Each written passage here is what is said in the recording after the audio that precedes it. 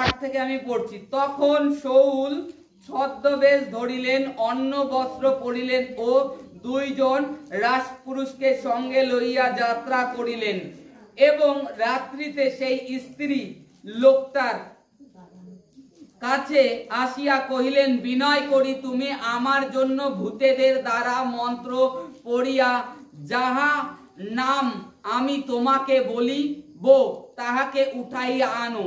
সেই স্ত্রীলোক তাহাকে কহিল, দেখো শাউল যাহা করিয়াছে, তিনি যে ভুতুরিয়া দিগকে ও গুণিন দিগকে দেশের মধ্য হইতে উচ্ছিন্ন করিয়াছেন তাহা তুমি জ্ঞাত আছো। অতএব আমাকে বধ করিতে আমার প্রাণের বিরুদ্ধে কেন ফাঁদ পাতিতেছ?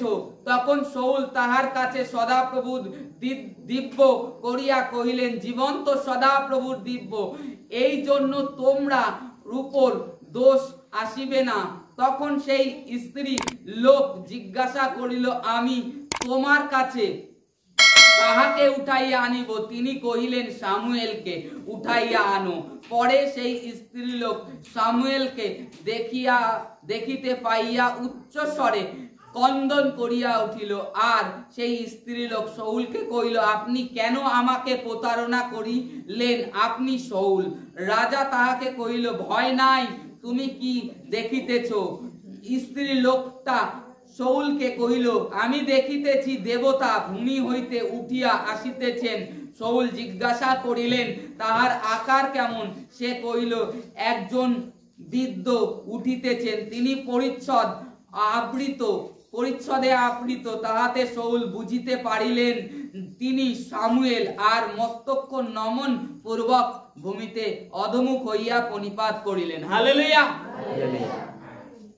এই ঘটনাটা আমি প্রথম থেকে বললাম না, আপনারা যাদের কাছে বড় বাইবেল আছে তারা বাড়িতে অবশ্যই পড়বেন। কারণ আমরা কি হয়, খ্রিস্ট যিশুতে জীবন ধারণ করি, ঠিক চলতে চলতে আমরা কি করি, আমরা এটাই করি যে ঈশ্বর সদাপ্রভুর হস্ত ছোট হয়ে গেছে, এটাই মনে করে ঈশ্বর সদাপ্রভুর পথ থেকে ভ্রান্ত হয়ে যায়। ভ্রান্ত হয়ে গিয়ে কি করি, তখন আমরা মায়াবী জাদুটোনা করে তাদের কাছে চলে যাই। সঙ্গে সঙ্গে যে প্রতিফল পাচ্ছি না, তখন আমরা সেটা করি। এটা হচ্ছে আমাদের জীবনের বড় একটা ভুল, যে ঈশ্বর সদাপ্রভুকে ত্যাগ করে দিয়ে তখন মায়াবীর কাছে যাই। আর আজকে এই শাউলের, এই যে শাউল একজন রাজা ছিলেন, এর রাজা ছিলেন, কিন্তু ইসরায়েলের রাজা ছিলেন। ঈশ্বর সদাপ্রভু একে অভিষেক করেছিল, তা সত্ত্বেও ঈশ্বরের হাত ছিল তার মাথার উপরে। ঈশ্বরের হাত চলে যাওয়ার কারণে সে তখন মায়াবী, গণক, ভুতুরিয়া, তারপরে কবিরাজ, এদের মাধ্যম নিতে লাগলো। কারণ কি জানেন? কারণ ঈশ্বর সদাপ্রভুর হাত তার উপরে নেই, একটা মাধ্যম। এবার একটা জিনিস আমরা ফলো করি, যখন আমরা ঈশ্বর সদাপ্রভুকে ছোট করে দিয়ে আমরা গুণীনদের কাছে দৌড়ই, মায়াবীদের কাছে দৌড়ই, তাহলে আপনি একটা জিনিস বুঝবেন, আমি যখন ঈশ্বর সদাপ্রভুকে ছোট করে দিয়ে গুণীন মায়াবীদের কাছে দৌড়চ্ছি, আমি কি স্বর্গে যেতে পারবো 100%? এখানে শাউল হয়তো বাইবেলের বাক্য অনুসরণে শাউল যায়নি। সে এক সময় ঈশ্বর তাকে অভিষেক করেছিল ইসরায়েলের নায়ক হিসাবে, কিন্তু তার থেকে ঈশ্বর সদাপ্রভুর আত্মা বেরিয়ে গিয়েছিল। এই শাউল এমন দিন গেছে যখন যুদ্ধ সামনে এসে বলে, এই কত 30,000 লোক, আর এর শাউলের যোদ্ধার টিমে 10,000 লোক রয়েছে, বলছে 30,000 লোক, ও তো পিঁপড়ের মতন টিপে মেরে ফেলে দেবো। শাউলের 10,000 লোক নিয়ে 30,000 লোককে পিঁপড়ের মতন টিপে মেরে ফেলে দেবে, এরকম মন্তব্য ছিল। কারণ তখন তার মধ্যে ঈশ্বর সদাপ্রভুর আত্মা ছিল।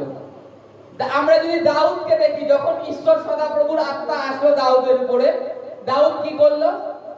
বলছে, আমি আমার বাবার বেশ চড়াতে যেতাম, ভাল্লুক আর হচ্ছে সিংহ আমার ভেড়াকে খেতে আসে, আমি সিংহকে ধরে টেনে ছিঁড়ে 2 ভাগ করে ফেলে দিলাম। ভাল্লুককে মেরে ফেললাম। আর এই গলিয়াত কত ফুট লম্বা ছিলেন জানেন? বাইবেল অনুসারে 9 ফুট লম্বা ছিলেন। 9 ফুট লম্বা ব্যক্তির সামনে একটা আমাদের মতন 5-6 ফুটের হাইটের বাচ্চা কতটুখানি দেখায়? একটা পিঁপড়ে, তাই তো? একটা পিঁপড়ের মতন দেখা যায়। তখন ওই গলিয়াতকে দেখে বলছে, ও কিছু নাকি, আমি তো সিংহরে টেনে ছিঁড়ে ফেলে দিয়েছি, ভাল্লুকরে মেরে ফেলেছি, ও তো সামান্য পিঁপড়ে। ঈশ্বর সদাপ্রভুকে টিটকারি দিচ্ছে আমি মেরে ফেলবো, কারণ তার মধ্যে ঈশ্বর সদাপ্রভুর আত্মা ছিল, পবিত্র আত্মা ছিল। এই কারণে সে কোনো কিছুকে কিছু মনে করতো না, এটাই জানতো যে ঈশ্বর সদাপ্রভুর হাত আমার পথে উপরে রয়েছে। এই কারণে তার উপরে যত বড় সমস্যা আসুক সে কোনোটাকেই ভয় পেত না। বলতো ঈশ্বর সদাপ্রভু জীবন্ত, ঈশ্বরের নামে আমি ওকে উৎপাদন করব, ওকে মেরে ফেলবো, ছিঁড়ে ফেলবো, এরকম দাউদ বলতো। এই শাউলও এক সময় বলতো, কিন্তু শাউলের জীবনে কি হলো? ঈশ্বর সদাপ্রভুর আজ্ঞা তুচ্ছ করে। কি করে? ঈশ্বর সদাপ্রভু শাউলকে আজ্ঞা দিয়েছিল, তুমি যে আরামীদের সাথে লড়াই করতে যাচ্ছ তাদের পশু পাল, স্ত্রী পুরুষ বাচ্চা কাচ্চা কাউকে জীবিত রাখবে না, সব মেরে ফেলে দেবে। শাউল কি করেছিল? শাউল ভালো ভালো মেষ, গরু, এভরিথিং ভালো পশুটাকে নিয়ে এসেছিল, এসে শামুয়েলকে বলছে এইগুলো ঈশ্বর সদাপ্রভুর সম্মুখে উৎসর্গ করব। আরে ঈশ্বর তোমাকে বলেছে সমস্ত কিছু শেষ করতে, তুমি কি করেছো? ঈশ্বরের জন্য ভেট দেবে বলে তুমি নিয়ে আসছো। ঈশ্বর কি ভেট চেয়েছে তোমার কাছে? ঈশ্বরের কাছে কি বড়? তুমি আজ্ঞাটা মানো। সেই আজ্ঞা যখন না মানে তার থেকে ঈশ্বরের রাজ্য কেড়ে নেওয়া হয়।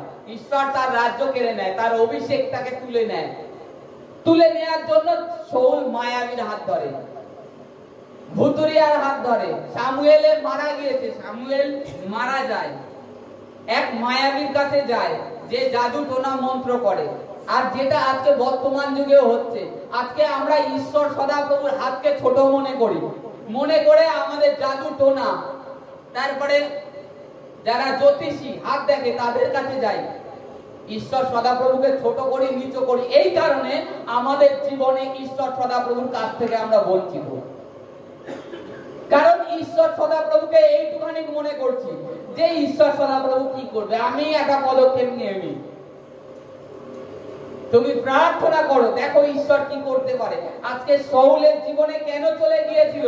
কারণ শাউল ঈশ্বরের আজ্ঞা মানেনি। আজকে আমরাও যদি ঈশ্বর সদাপ্রভুর আজ্ঞা না মানি, না মানার দরুন ঈশ্বরের পবিত্র আত্মাকে নিরাশ করে দিই, নিরাশ করে দেওয়ার কারণে ঈশ্বরের পবিত্র আত্মার কাজ আমাদের জীবনে দেখতে পাই না, আমাদের পরিবারে দেখতে পাই না, তখন ঈশ্বরের সেই পরাক্রম হাতকে ছোট করে দিই। এই কারণে তখন আমাদেরকে মায়াবী গুণীদের কাছে দৌড়তে হয়। আমরা প্রার্থনা করি না, অথচ অন্য কাজে, অন্য কিছুতে, ডাক্তারের পিছনে সময় আমরা বরবাদ করতেই থাকি। আপনারা যে ওষুধ খেয়ে কি পুরো সুস্থতা লাভ করতে পারছেন? না, ওষুধ একটা মাধ্যম। ঈশ্বরের আশীর্বাদ হলে সেই ওষুধেই আবার সুস্থতা লাভ করবেন। ঈশ্বরের আশীর্বাদ থাকলে, আর ঈশ্বরের আশীর্বাদ না থাকলে সারা জীবন আপনি ওষুধ খেয়ে যাবেন, তবুও সুস্থতা লাভ করবেন না। আজকে এখানে এসেছেন ঈশ্বরের আশীর্বাদের জন্য, এখানে আসছেন একরকম ভাবে, আপনার স্বভাব চরিত্র কেমন সেটা একরকম, কিন্তু নিজে আবার চেঞ্জ হয়ে যাচ্ছেন, এটা কেমন? এটাই আমাদের উদ্দেশ্য। আজকে কি দরকার, কি দরকার এরকম আমার কাউকে বলার, কি দরকার আমার? যেন প্রত্যেকে আমরা ঈশ্বরের সন্তান, সেই অনন্ত রাজ্যে, সেই স্বর্গের রাজ্যে যেতে পারি। আজকে আপনি সারা জীবন যিশু যিশু করে গেলেন, অথচ শেষে গিয়ে আপনার জীবনটা বৃথা হয়ে যায়, আপনার আত্মাটা আর উদ্ধার হয় না, কারণ আপনার নিজের স্বভাব চরিত্রের জন্য। আজকে নিজেকে পরিবর্তন করুন।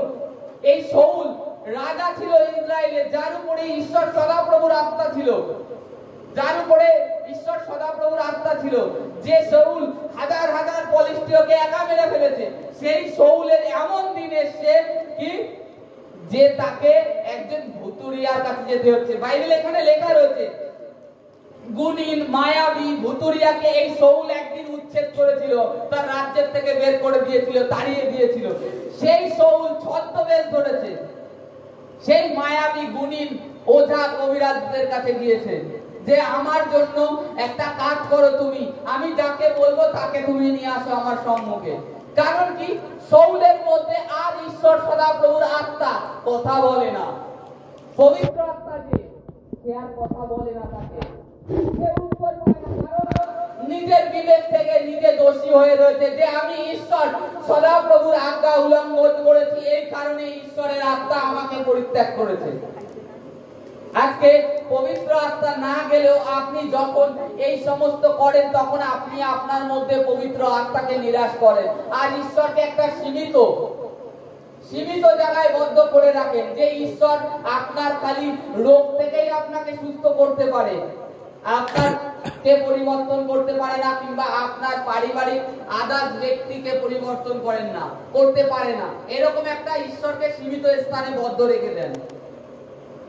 এই কারণে ঈশ্বর আপনাদের জীবনে কাজ করতে পারে না। মানে এইটুখানি কি আমাদের ব্রেনের মধ্যে সেট হয়ে আছে, আমরা জানি যে ঈশ্বর খালি সুস্থই করতে পারে, কিন্তু ঈশ্বর যিনি আমাকে বানিয়েছে, এই আকাশ মণ্ডল, এই পৃথিবী, গাছপালা, উদ্ভিদ, যা কিছু দেখছি সেই সমস্ত কিছু বানিয়েছে, সেই ঈশ্বরকে একটা সীমিত স্থানে বদ্ধ করে রেখে দিয়েছে। সেই ঈশ্বরকে একটা সীমিত স্থানে আমরা বদ্ধ করে রেখে দিয়েছি। এটা ভাবছি না ঈশ্বর আমার যদি শারীরিক রোগ ব্যাধি থেকে সুস্থ করতে পারে, আমার স্বামীকে কেন বদলাবে না, আমার ওয়াইফকে কেন বদলাবে না, আমার স্বামী মদ খায় তার থেকে কেন ছাড়াবে না, আমি তার কাছেই প্রার্থনা করব, তার কাছে বন্দন করব। আমরা ঈশ্বরকে একটা সীমিত স্থানে বেঁধে রেখে দিয়েছি, এই কারণে আমাদেরকে গুণীন মায়াবীদের কাছে দৌড়তে হয়। এই কারণে, কারণ ঈশ্বরকে আমরা সীমিত স্থানে বেঁধে রেখে দিয়েছি। আমরা ভাবছি না, ঈশ্বরকে সেই ভার দিচ্ছি না যে ঈশ্বর তুমি আমার জীবনে কাজ করো, আমার পরিবারের জীবনে কাজ করো, আমার সন্তানের জীবনে কাজ করো, আমার স্বামীর জীবনে কাজ করো, কিন্তু আমরা সেটা করছি না। আমরা তখনই মানে প্রার্থনার সময় পাচ্ছি না, অথচ আদার্স মায়াবী গুণীন কবিরাজ সব জায়গায় যাওয়ার সময় পাচ্ছি না, কিন্তু ঈশ্বর সদাপ্রভুর চরণে কাঁদছি না। আমাদের সেই বাইবেলে প্রকাশিত বাক্যে এই কারণে বলেছে, তোমাদের প্রথম প্রেম পরিত্যাগ করেছে, ভুলে গিয়েছো। তোমরা কি ভুলে গিয়েছো? তোমাদের প্রেম শীতল হয়ে গেছে। তোমরা বিশ্বাসী আছো, কিন্তু তোমাদের সেই প্রথম প্রেম নেই। আর ঈশ্বর যে পরাক্রম কার্য তোমার জীবনে আগে করেছে, এখন যে করবে না, এটা কি করে ভাবো? ঈশ্বরকে তোমরা সীমিত স্থানে বেঁধে রেখে দিয়েছো। এই সৌল তখন কি দেখছে জানেন? দেখছে মানে যে ওঝা গুণীন, সে দেখছে যখন সে আত্মাটাকে আহ্বান করলো, আহ্বান করে আসে দেখছে সে কেঁদে দিয়েছে। যে একটা দুষ্ট আত্মার কার্য দ্বারা ঈশ্বরের কোন শক্তিকে নিয়ে আসা, দুষ্ট আত্মার কার্য দ্বারা ঈশ্বরের শক্তিকে নিয়ে আসা কতটা হানিকারক হয় যে ওঝা কবিরাজ সে জানে। তা তখন এই মায়াবী কেঁদে দেয়, বাইবেলে লেখা রয়েছে সে কেঁদে দিয়েছে, বলছে আমার সম্মুখে দেবতা উঠে আসছে, দেবতা উঠে আসছে। সে শুকলো, এতটাই শুদ্ধ, এতটাই পরিষ্কার, ধবধবে লাইট। তখন সৌল জিজ্ঞেস করছে, কি কেমন দেখছো, কাকে দেখছো? বলছে আপনি সৌল রাজা, আমাকে কেন মিথ্যা কথা বললেন? বলছে তুমি ভয় করো না, তোমার প্রাণের ভয় নেই। তখন কি হয়, সেই সামুয়েলের আত্মা সৌলের কাছে আসে।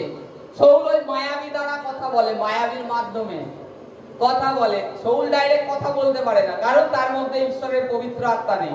পবিত্র আত্মা যদি থাকতো, সে আত্মায় কথা বলতে পারতো।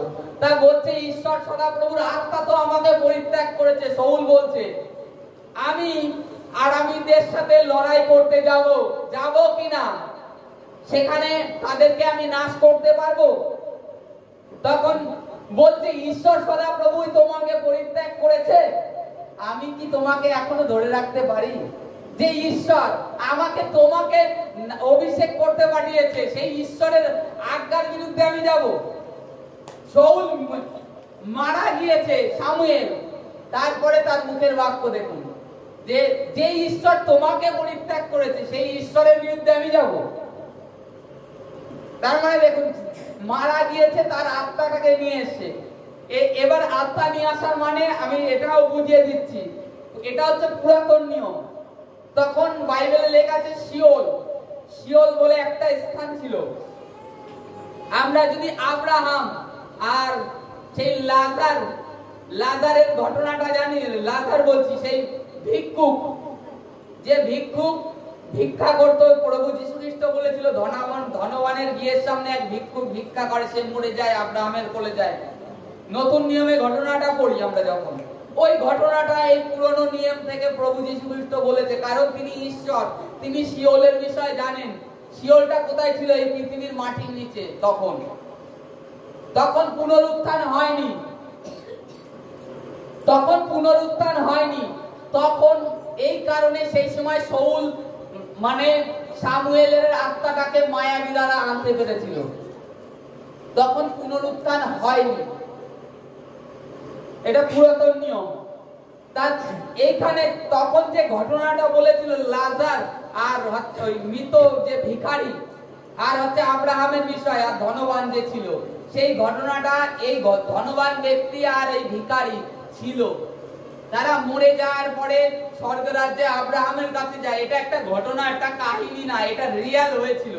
আর যীশু খ্রিস্ট সেটাই তুলে ধরেছিল, সেটাই নতুন নিয়মে লেখা হয়েছে। তা আজকে তখন শামুয়েলকে নিয়ে আসলো, শামুয়েল উত্তর দিল, ঈশ্বর সদাপ্রভু তোমাকে পরিত্যাগ করেছে, আমি কি করে তোমাকে উত্তর দিতে পারি? তুমি জিতবে না হারবে, কারণ ঈশ্বরের আজ্ঞা তুমি মানোনি, আমি ঈশ্বরের আজ্ঞা উল্লঙ্ঘন করতে পারবো না। তখন শামুয়েল আবার রিটার্ন চলে যায়। তখন শাউল শুয়ে কাঁদতে থাকে, সেখানে গড়াগড়ি খায় আর কাঁদে 2-3 দিন ধরে না খেয়ে, যে হে ঈশ্বর তুমি কেন আমাকে ছেড়ে গেলে, কেন আমাকে ত্যাগ করলে, তুমি তোমার দাসকে পাঠাও। আর উত্তর পায়নি, কারণ ঈশ্বর সদাপ্রভুর আজ্ঞা মানেনি। আজকে আমরাও ঈশ্বরকে যখন সীমিত স্থানে একটা বেঁধে দিই, তখন আর উত্তর পাই না আমাদের জীবনে। ভাবি ঈশ্বর আমার স্বামীকে বদলাতে পারে না, আমার স্বামী মদ খায়, নেশা ভাঙ করে, পরিবর্তন করতে পারে না। এই ঈশ্বরকে আমরা সীমিত স্থানে বেঁধে রেখে দিয়েছি। আমরা নিজেরা প্রার্থনা করি না, কেউ আমাদের হয়ে করে দিলে সেটাই ঠিক হয়, কিংবা পাস্টার মাথায় হাত রেখে দিক তাতেই আমি সুস্থ হয়ে যাব, বাস এইটাই ভাবনা। নিজে কখনো করি না, আগে আমাকে নিজে করতে হবে। আর কাউর উপরে ভরসা করো না, ঈশ্বর সদাপ্রভুর উপরে ভরসা করো। কোন মায়াবী গুণীন নয়, ঈশ্বর সদাপ্রভু যিনি আকাশ মণ্ডল নির্মাণ করেছেন বাক্য দ্বারা, যিনি মানুষকেই খালি একমাত্র তার হাতে বানিয়েছেন, আর বাদ বাকি যা দেখি বাক্য দ্বারা, সেই ঈশ্বর কি পারে না আমার স্বামীকে বদলাতে, আমার স্ত্রীকে বদলাতে, আমার পরিবারের কে বদলাতে? ঈশ্বর পারে, কিন্তু আমরা সীমিত স্থানে বেঁধে রেখে দিয়েছি। আমরা নিজেরা প্রার্থনা করি না, ঈশ্বরের আজ্ঞা মানি না, নিজেদেরকে পরিবর্তন করি না, নিজেদের স্বভাবকে। বাইবেলে লেখা আছে তোমরা দিনকে দিন যীশু খ্রিস্টের মতন হতে থাকো, তোমাদের চরিত্র এইরকম, কিন্তু আমরা করি না। আজকে যেন আমরা এটা না মনে করি, এই বাক্যের উদ্দেশ্য আমরা যেন এইটুখানি না মনে করি যে ঈশ্বর খালি আমাকে রোগ থেকে সুস্থ করতে পারেন, এটা নয়। ঈশ্বর আমার আর্থিক সমস্যায় থাকলে আমার আর্থিক পরিস্থিতির থেকেও তিনি বের করতে পারেন। আমার স্বামীর জীবনে সে নেশাগ্রস্ত আছে সেটাও পারেন। আমার পরিবারের এভরিথিং সমস্ত কিছুকেই পাল্টাতে পারেন। এইটুখানি আমরা যেন বিশ্বাস রাখি। আমরা ঈশ্বরকে সীমিত স্থানে বেঁধে দিই এই কারণের জন্য, জানেন, আমাদের নিজেদের পরিবারে আজকে এখানে আসছেন, আপনার মধ্যে কিছু নেই, কিন্তু আপনার পরিবারে দুষ্ট আত্মার অ্যাটাক রয়েছে। কারণ কি? ঈশ্বরের সীমিত স্থানে বেঁধে রেখে দিয়েছে। এই কারণের জন্য এখানে আসছেন, ভালো আছেন, খুব ভালো লাগছে, অথচ বাড়িতে গেলে আপনার নিজেরই একটা অস্বস্তি বোধ হয়। এটা কারণ কি? মন্দ স্পিরিট, কারণ নিজেকে পরিবর্তন করতে চান না, ভাবছেন জগতেও থাকবো, এবার ঈশ্বরকেও ছাড়বো না। এই হচ্ছে মেন কথা, যে আমি সমস্ত কিছুই ভালোবাসি। বাইবেলে প্রভু বলছে জগতের সহিত মিত্রতা মানে ঈশ্বরের সহিত শত্রুতা। আজকে নিজেদেরকে পরিবর্তন করুন, পরিবারের সবকিছু দেখবেন সবকিছু চেঞ্জ হয়ে গেছে, আপনার যে খারাপ রয়েছে সে পরিবর্তন হচ্ছে। প্রার্থনা করুন, দেখুন ঈশ্বর কি পারে। প্রার্থনা করছি না, খালি একটু প্রার্থনায় আসছি, বাড়িতে হয়তো আধা ঘন্টা 1 ঘন্টা করলাম, কিন্তু আমাদের মধ্যে যে আকাঙ্ক্ষী যেভাবে করলে আমরা উত্তর পাবো ঈশ্বরের বাক্য অনুসারে সেটা করছি না। আমাদের সেটা করতে হবে। আর ঈশ্বরকে সীমিত স্থানে যেন না বেঁধে রাখি, এটাই যেন বিশ্বাস করি যে ঈশ্বর আমাকে এখানে জীবিত দাঁড় করিয়েছে, সেই ঈশ্বর আমার পরিবারকেও জীবিত করে দাঁড় করাবে। আর নিজের বাক্যকে নিজে সামলান, নিজের মুখের বাক্য নেগেটিভ ওয়ার্ড কখনো রিলিজ করবেন না। সেটা আপনার জীবনে একটা অস্ত্র হয়ে দাঁড়িয়ে থাকে। আপনার যে আশীষ ঈশ্বর রেখেছে যীশু খ্রিস্টতে, সেগুলো না আপনি বঞ্চিত হয়ে থাকেন, আপনি বঞ্চিত হয়ে থাকেন। আর একমাত্র অভিষেকের মাধ্যমে, ঈশ্বরের অভিষেকের মাধ্যমে সেই সমস্ত বন্ধন থেকে মুক্তি হয়। আর অভিষেক কিসে আছে জানেন? একমাত্র অন্য ভাষায়। অন্য ভাষা কি? অন্য ভাষায় প্রার্থনা করলে শয়তান, একমাত্র শয়তান, মন্দ শক্তি অন্য ভাষা বুঝতে পারে না, আর সেই প্রার্থনা আটকাতেও পারে না। সেই প্রার্থনা আটকাতে পারে না। আদাস আপনি ভালো সুন্দরভাবে বুদ্ধি দিয়ে প্রার্থনা করবেন, সেই প্রার্থনা আপনার জীবনে আটকে দেবে, ঈশ্বরের কাছে পৌঁছতে দেবে না। দেরি লাগবে, পৌঁছাতে দেরি হবে, কিন্তু অন্য ভাষার প্রার্থনা আটকাতে পারে না। আর অন্য ভাষার মাধ্যমে অভিষেক আসে। আমরা যেন ঈশ্বরকে সীমিত স্থানে বেঁধে দিয়ে মায়াবী গুণীন ওঝা কবিরাজের কাছে দৌড়িয়ে না বেরোই। আমরা যেন ঈশ্বরের কাছে যাই, হাঁটু গাড়ি কাঁদি। ঈশ্বর 2 ঘন্টায় প্রার্থনায় শুনেনি, 3 ঘন্টায় শুনবে, 3 ঘন্টায় না শুনেনি 4 ঘন্টায় শুনবে, 4 ঘন্টায় না শুনলে 5 ঘন্টায়, নাই 12 ঘন্টায় শুনবে। ঈশ্বর শুনবে।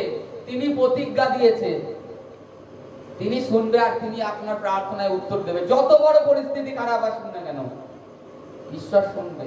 আর ঈশ্বর শোনেও, খালি শয়তান আপনার প্রার্থনা আটকায়। আমরা দানিয়েল অধ্যায় দেখি, দানিয়েল প্রার্থনা করছিল, 21 দিন প্রার্থনার পরে স্বর্গদূত আসে, বলে তুমি যেদিনকে প্রথম প্রার্থনা করেছো সেদিনই ওই ঈশ্বর তোমার প্রার্থনার উত্তর দিয়ে দিয়েছে, কিন্তু শয়তান আমাকে আটকে দিয়েছে।